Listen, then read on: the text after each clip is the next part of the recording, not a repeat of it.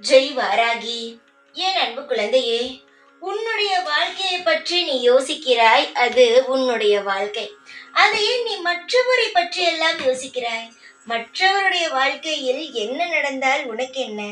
சிலர் அவர்களுடைய பாரத்தை இறக்கி வைக்க உன்னிடம் பேசுவார்கள்.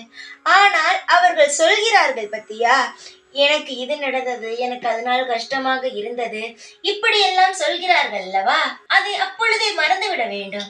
அதையே நினைத்து கொண்டு இருக்கக்கூடாது. அவர்களுடைய பாரத்தை இறக்கி வைக்கத்தான் உன்னிடம் வருவார்கள். புரிகிறதா? அவர்களுடைய பாரத்தை நீ கேட்டால் கொஞ்சம் அமைதியாக இருக்கும் என்று மனம் சொல்லும். அதனால் தான் வருவார்கள். அவர்கள் சொன்னார்கள் என்றால் அதன்படி கேட்டு அப்படியே அந்த நிமிடமே மறந்துவிட வேண்டும்.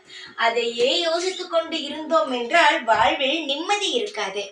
உன்னுடைய வாழ்க்கையில் நிம்மதியை நீதான் உருவாக்கி கொள்ள வேண்டும். மற்றவன் சொல்கிறான் அவனுடைய வாழ்க்கையில் கஷ்டத்தை பற்றி என்று நீ அதை யோசித்துக் கொண்டு இருந்தால் வாழ்வில் நமக்கு கிடைக்கும் நிம்மதி கூட கிடைக்காது. உன்னுடைய வாழ்க்கையில் உனக்கென்ன நிம்மதி வேண்டுமோ அதை பற்றி மட்டும் யோசி. மற்றவனுடைய வாழ்க்கையில் இருக்கும் கஷ்ட நஷ்டங்களை எல்லாம் பற்றி நீ யோசிக்க வேண்டாம். என்னுடைய தங்கமே, வாழ்வில் நீ நிம்மதியாக இருக்க வேண்டும் என்றால் யார் என்ன சொன்னாலும் அதை காதில் வாங்காமல் அமைதியாக நீ இருப்பது உனக்கு நல்லது. தேவையில்லாமல் அடுத்தவர்களுடைய வாழ்க்கையில் நடப்பது, அவர்கள் ஏதாவது சொல்வதை நினைத்து கொண்டு இருப்பது, இதெல்லாம் வேண்டாம். நீ எப்பொழுதும் தைரியமாக இரு.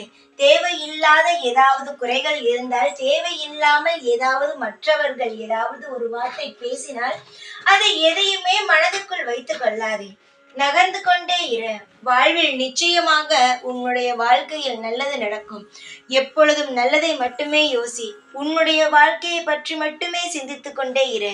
அனைத்தும் சுபமாகவே நடக்கும். உனக்காக நான் இருக்கிறேன் எப்பொழுதும். ஜெய் வாராகி.